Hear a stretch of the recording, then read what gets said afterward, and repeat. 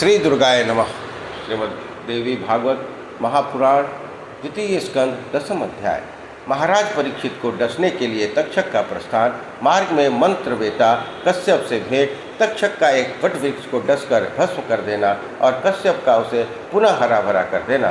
तक्षक द्वारा धन देकर कश्यप को वापस कर देना। सर्पदंश से राजा परीक्षित की मृत्यु। सूत जी बोले, हे मुनिवृंद, उसी दिन तक्षक नामक नाग निपश्रेष्ठ परीक्षित को स्थापित जानकर वह उत्तम मनुष्य का रूप धारण करके अपने घर से शीघ्र निकल पड़ा। वृद्ध ब्राह्मण के वेश में रास्ते में चलते हुए उस तक्षक ने महाराज परीक्षित के यहाँ जाते हुए कश्यप को देखा। उस नाग ने उन मंत्रवेता ब्राह्मण से पूछा, आप इतनी शीघ्र गति से कहाँ जा रहे हैं और कौन सा कार्य करने की इच्छा है? कश्यप ने कहा, महाराज परीक्षित को तक्षक नाग डसने वाला है, अतः मैं उन्हें विषमुक्त करने के लिए शीघ्रतापूर्वक वहाँ जा रहा हूँ। हे विपेंद्र, मेरे इस प्रबल विष्णु नाशक मंत्र है, अतएव यदि उसकी आयु शेष होगी तो उन्हें तुरंत जीवित कर दूंगा।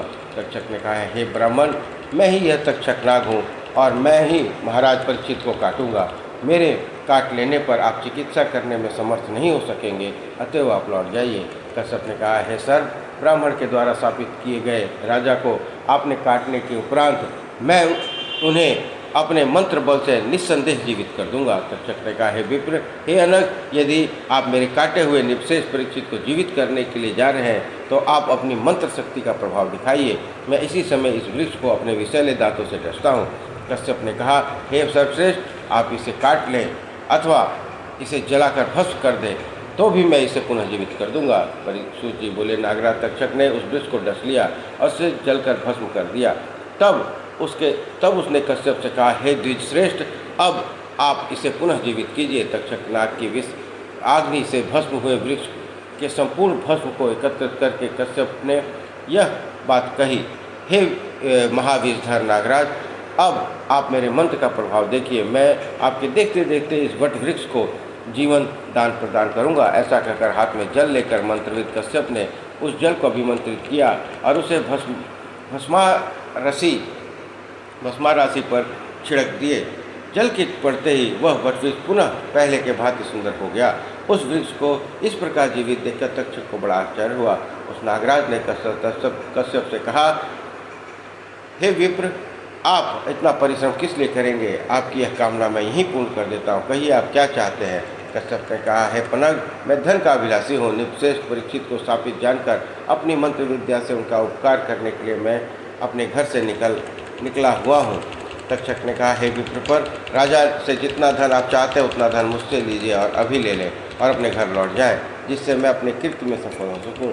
सूत जी बोले, तक्षक की बात सुनकर परमार्थवेता कश्यप जी मन में बार बार सोचने लगे कि अब मुझे क्या करना चाहिए। यदि मैं धन लेकर अपने घर जाता हूँ तो धन लोलुप होने के कारण संसार मेरी कीर्ति नहीं होगी।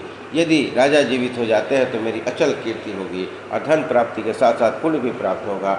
यश ही रक्षणीय है और बिना यश के धन को धिक्कार है, क्योंकि प्राचीन काल में महाराज रघु ने कीर्ति के लिए अपना सब कुछ ब्राह्मण को दे दिया था। सत्यवादी हरिश्चंद्र और दानी कर्ण ने भी केवल कीर्ति के लिए अपना सब कुछ दान दे दिया था। अतः विष की अग्नि में जलते हुए राजा परीक्षित की उपेक्षा मैं कैसे करूं?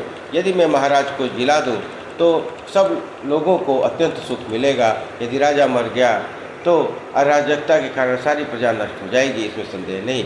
राजा के मृत्यु हो जाने पर मुझे प्रजा नाश का पाप लगेगा और संसार में धन लोभ के कारण मेरी अपकीर्ति भी होगी। मन में ऐसा विचार करके परम बुद्धिमान कश्यप ने ध्यान करने जाना कि महाराज परीक्षित की आयु अब समाप्त हो चुकी है। इस प्रकार ध्यान दृष्टि से धर्मात्मा कश्यप राजा की मृत्यु निकट जानकर तक्षक से धन लेकर अपने घर लौट गए। कश्यप को लौटाकर वह नाग 7वें दिन राजा को डसने की इच्छा से शीघ्र हस्तिनापुर चला गया। नगर में पहुँचते उसने देखा कि मणि मंत्र और औषधियों से भली भांति सावधानीपूर्वक सुरक्षित होकर राजा परीक्षित अपने महल में रह रहे हैं। यह जानकर ब्राह्मण ने के साप से भयभीत सर्पराज तक्षक को बड़ी चिंता हुई। वह सोचने लगा कि अब मैं किस उपाय से इस राजभवन में प्रवेश करूं और इस प्राणी मूल विप्र को पीड़ित करने वाले तथा मुनि के साप से आहत इस दुष्ट राजा को मैं कैसे छूलूं। पांडव वंश में ऐसा कोई नहीं हुआ जिसने इस प्रकार किसी तपस्वी ब्राह्मण के गले में मृत सर्प डाल दिया हो। ऐसा निंदित काम करके कालचक्र को जानते हुए भी यह राजा भवन के रक्षकों की नियुक्ति करके राजभवन में छिपकर मृत्यु की वंचना कर रहा है और निश्चित होकर पड़ा है। विप्र के शापानुसार मैं उस राजा को कैसे डसूं? यह मंदबुद्धि इतना भी नहीं जानता है कि मृत्यु तो अनिवार्य है। इसी कारण यह रक्षकों की नियुक्ति करके स्वयं भवन पर चढ़कर आनंद ले रहा है।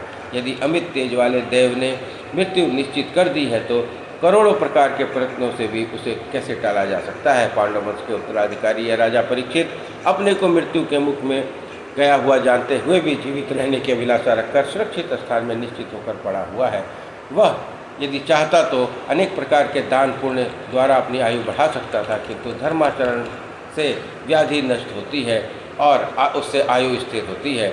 यदि ऐसा संभव नहीं होता था तो मृत्यु के समय संपन्न की जाने वाली स्नान दान की आदि क्रियाएं करके मृत्यु के अनंतर स्वर्ग यात्रा कर सकता था, अन्यथा उसे नरक जाना होगा। मुनि को पीड़ा पहुंचाने का पाप इस राजा को था ही और ब्राह्मण का घोर शाप अलग से है। अतः अब इसकी मृत्यु बहुत ही निकट है। इस समय ऐसा कोई ब्राह्मण भी इसके पास नहीं है जो इसे यह बता सके कि विधाता के द्वारा निर्धारित मृत्यु सर्वथा अनिवार्य है। ऐसा विचार कर तक्षक नाग ने अपने निकटवर्ती श्रेष्ठ नागों को तपस्वी ब्राह्मणों का वेश धारण कराकर राजा के पास भेजा। वे राजा को देने के लिए फल मूल आदि लेकर तैयार हो गए और तक्षक नाग भी एक छोटे से कीड़े के रूप में फल के बीच में छिप गया। तब वे नाग फल आदि लेकर शीघ्र ही निकल पड़े और राजभवन में पहुंचकर महल के पास खड़े हो गए। इस प्रकार तपस्वियों को खड़े देखकर रक्षकों ने उनसे पूछा कि आप लोगों की क्या इच्छा है।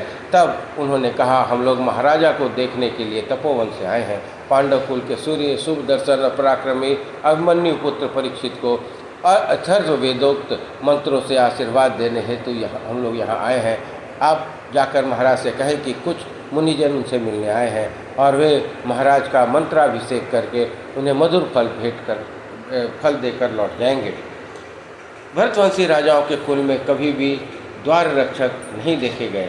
ऐसा भी नहीं सुना कि तपस्वियों को राजा का दर्शन न मिले। जहाँ महाराज परीक्षित विराजमान है वहाँ हम लोग जाएंगे और उन्हें अपने आशीर्वाद से दीर्घायु बनाकर आज्ञा लेकर लौट आएंगे। सूत जी बोले। उन तपस्वियों का वचन सुनकर रक्षकों ने उन्हें ब्राह्मण समझकर महाराज का आदेश सुनाते हुए कहा, हे विप्रो, हमारे विचार में आप लोगों को राजा का दर्शन नहीं हो सकेगा, अतः आप समस्त तपस्वीजन राजभवन में कल पधारे। हे मुनि श्रेष्ठों, विप्र शाप से भयभीत होकर राजा ने अपने महल में ब्राह्मणों को प्रवेश वर्जित कर रखा है, इसमें संशय नहीं है। तब ब्राह्मणों ने कहा, हम लोगों की ओर से ये फल मूल और जल अब राजा रक्षकगण राजा को दे दें और हम लोग आशीर्वाद और हम लोगों का आशीर्वाद पहुंचा दें। उन्होंने राजा के पास जाकर तपस्वियों के आगमन की बात बता दी। इस पर राजा ने आज्ञा दी कि वे लोग फल मूल आदि जो कुछ दे रहे हैं उसे यहाँ ले आओ। उन तपस्वियों को आने का कारण पूछ लो और उन्हें पुनः कल प्रातः आने को कह दो। यह मेरी ओर से उन्हें प्रणाम कहकर यह भी कह देना कि आज मेरा मिलना असंभव है। उन द्वारपालों ने तपस्वियों के पास जाकर उनके दिए हुए फल मूल आदि लाकर आदरपूर्वक राजा को अर्पित कर दिए। उन विप्रवेश में आए नागों के चले जाने पर महाराज ने फलों को लेकर मंत्रियों से कहा, हे सचिव, आप लोग भी इन फलों का सम्यक सेवन कीजिए। मैं तो तपस्वियों द्वारा अर्पित यही एक बड़ा फल खाऊंगा। ऐसा कहकर उत्तरासुत राजा परीक्षित ने सब फलों में सुहृद सचिवों को बांट दिया और एक सुंदर पका हुआ फल हाथ में लेकर उसे स्वयं विदर्ण किया। उस फल को राजा चीरा, उसमें ताम्र वर्ण वाला और काले नेत्र वाला एक छोटा सा कीट निकला दिखाई दिया। उसे देखकर राजा ने उस अपने आश्चर्यचकित मंत्रियों से कहा, सूर्य अस्त हो रहे हैं, अतः अब मुझे विष का भय नहीं है। मैं ब्राह्मण के उस शाप को अंगीकार करता हूँ और यह कीट मुझे काट ले। ऐसा कहकर महाराज परीक्षित ने उसे अपने गले में रख लिया। सूर्य के अस्त होते ही गले का वह स्थित वह कीट साक्षात काल स्वरूप भयानक तक्षक के रूप में परिणित हो गया। उस नाग ने तत्काल राजा को लपेट लिया और उसे डस लिया। अब वह देखते ही सभी मंत्री आश्चर्य में पड़ गए और अत्यधिक दुखित होकर विलाप करने लगे। भयंकर रूप वाले उस सर्प को देखकर सभी सचिवगण अत्यंत भयभीत होकर वहाँ से भागने लगे और सभी रक्षकगण चिल्लाने लगे। इस पर वहाँ महान हाहाकार मच गया। उस सर्प के शरीर से बुद्ध हो जाने के कारण राजा का महान बल प्रभावहीन हो गया, जिससे वे उत्तरा पुत्र परीक्षित कुछ बोल पाने और हिल डुल सकने में असमर्थ हो गए। तक्षक के मुख से विष जनित भयंकर आग की ज्वालाएं उठने लगी। उस भीषण ज्वाला ने क्षण भर में राजा को जला दिया और शीघ्र ही उन्हें निष्प्राण कर दिया। इस प्रकार क्षण मात्र में ही राजा का प्राण हरकर वह तक्षक नाग आकाश में चला गया। वहाँ लोगों ने संसार को भस्मसात कर देने की समर्थ वाले उस तक्षक को देखा। वे राजा परीक्षित प्राणहीन होकर जले हुए वृक्ष के भांति गिर पड़े और राजा को मृत्यु देखकर सभी लोग विलाप करने लगे। इस प्रकार श्रीमद्देवी भागवत द्वितीय स्कंद 10वां अध्याय समाप्त हुआ। बोलिए दुर्गा महारानी की जय।